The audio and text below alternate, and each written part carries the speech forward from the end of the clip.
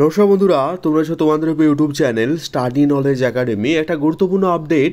26,000 চাকরি বাতিল মামলায় নতুনরা কি আবেদন করতে পারবে? কার নয়া নিয়োগ বিজ্ঞপ্তির সম্ভাবনা আছে? নতুন যে বিজ্ঞপ্তি নিয়োগ সংক্রান্ত অর্থাৎ রিক্রুটমেন্ট সংক্রান্ত যে বিজ্ঞপ্তি বা গাইডলাইন, সেটা কিন্তু আজ প্রকাশিত হবে সোমবার।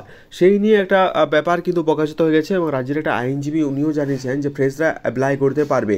তো সেটা সত্যতা কতখানি, এবং এটা যদি অ্যাপ্লাই করতে পারে তাহলে যারা পুরনো ছিল তারা কিন্তু পরবর্তীকালে আর এগিয়ে আসতে পারবে না, এই নিয়ে একটা সংশয় তৈরি হচ্ছে। তো পুরোপুরি বিষয়টা আলোচনা করব আজকের এই ভিডিওর মাধ্যমে। কাজে এই ভিডিওটা অত্যন্ত ইম্পর্টেন্ট, স্কিপ না করে শেষ পর্যন্ত দেখো, কথাগুলো মন দিয়ে শুনো, আশা করছি একটু হলেও উপকার আসবে। ভিডিও শুরু আগে প্রথমত এবার রিকোয়েস্ট, তোমরা একটা ভিডিও দেখছো লাইক করো, চ্যানেল তাহলে সাবস্ক্রাইব করে রাখো। তোমরা প্রত্যেকে জানো যে 26,000 চাকরি কিন্তু অলরেডি কিন্তু বাতিল করে দিয়েছে মহামান্য সুপ্রিম কোর্ট। কারণ পুরো প্যানেলটাই নাকি মানে ভুয়ো এবং বেনিয়মভাবে কিন্তু তাদেরকে নিয়োগ করা হয়েছে। ঠিক আছে, কারণ যে নতুন বিজ্ঞপ্তি সেটা কিন্তু বেরোনোর সম্ভাবনা রয়েছে। তো এই প্রসঙ্গে কিছু কথা বলতে চাই। যদি নতুনরাও অ্যাপ্লাই করতে পারে, এটা দিস ইজ ফর 2016-দের আগে প্রায়োরিটি দেওয়া দরকার। আমি কোনো কথা না ভেবে আমার নিজস্ব যে মতামত সেটা বলছি।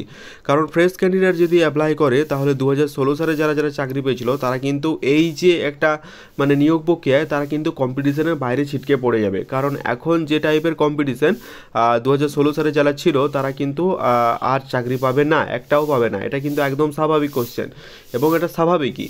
ঠিক আছে, সুতরাং 2016 সালে যারা নিয়োগ হয়েছিল তারা যদি এখন এই কম্পিটিশানে মানে 2026 সালে প্রায় 10 বছর পর যদি তারা বসে, তারা তো সেই পারফর্ম করতে পারবে না।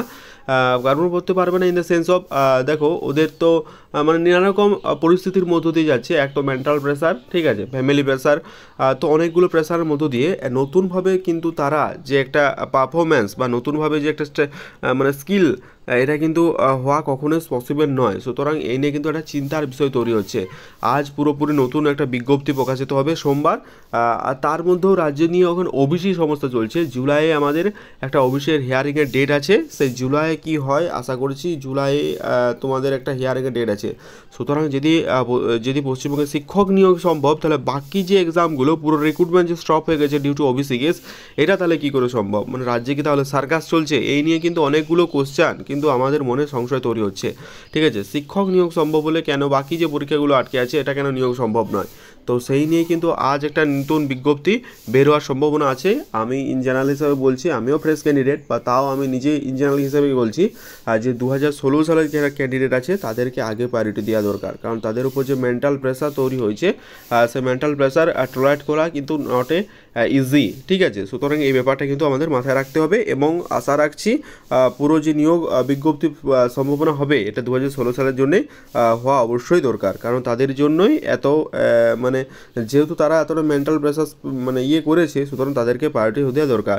25,750 জনের শিক্ষক শিক্ষক নিয়োগের বিজ্ঞপ্তি জারি করবে স্কুল সার্ভিস কমিশন এসএসসি। সম্ভবত সোমবারই এই বিজ্ঞপ্তি জারি হতে পারে। শনিবার যে কমিশনের চেয়ারম্যান সিদ্ধার্থ মজুমদার দপ্তরের কর্তা আইনজীবীদের সঙ্গে দফায় দফায় বৈঠক করেন। সুপ্রিম কোর্টের নির্দেশ অনুযায়ী চাকরি প্রার্থীদের বয়সে ছাড় দেওয়ার সিদ্ধান্ত হলো শুধুমাত্র 2016 সালে যারা পরীক্ষা দিয়েছিলেন তারাই কি পরীক্ষায় বসতে পারবেন, নাকি নতুন প্রার্থীরাও সুযোগ দেওয়া হবে, তা নিয়ে এখনও সংশয় এসএসসি কর্তারা। কেন বলো তো? কারণ সুপ্রিম কোর্টে এইটা বিষয়টা কিন্তু প্যাসিকভাবে উল্লেখ করা হয়নি যে নতুনরাও কি অ্যাপ্লাই করতে পারবে, এবং তারা বয়সের ছাড়ের ব্যাপারটা বলে সুপ্রিম কোর্ট, আর নতুনরা অ্যাপ্লাই করতে পারবে কিনা এই ব্যাপারটা কিন্তু বলা হয়নি। ঠিক আছে, এই ব্যাপার নিয়ে কিন্তু একটা সংশয় তৈরি হয়েছে। কারণ দেখো সুপ্রিম কোর্টের নির্দেশে এই ব্যাপারে স্পষ্ট কিছু উল্লেখ নাই, তাই এই ব্যাপারে ব্যাখ্যা চাইলে স্কুল সার্ভিস কমিশন সুপ্রিম কোর্টে আবেদন জানাতে পারে।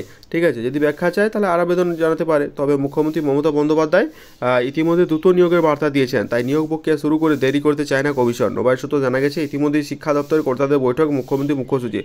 প্রায় 26,000 শিক্ষক শিক্ষিকার চাকরি ঘটনা রাজ্য যে চরম বিব্রত তার মানে বৃহস্পতিবার সাংবাদিক বৈঠকে এই পোস্টটা কিন্তু জানিয়েছেন। সেই কারণে তড়িঘড়ি চাকরিদের সাথে বৈঠকে বসতে চান। ঠিক আছে, এখন বিষয় হচ্ছে দেখো স্কুল সার্ভিস কমিশনের আরটিআই কপি 2016 শিক্ষক শিক্ষক নিয়োগের পরীক্ষায় 22 লক্ষ পরীক্ষার্থী দিয়েছিলেন 2016 সালে। তাহলে এটা যদি 26 সালে নতুনরা আবেদন করতে পারে, এই সংখ্যাটা কোথায় গিয়ে দাঁড়াবে তার কোনো ভূক্ষেপ নেই। 2016 সালের ক্যান্ডিডেটরা ইতিমধ্যেই ছিটকে পড়ে যাবে।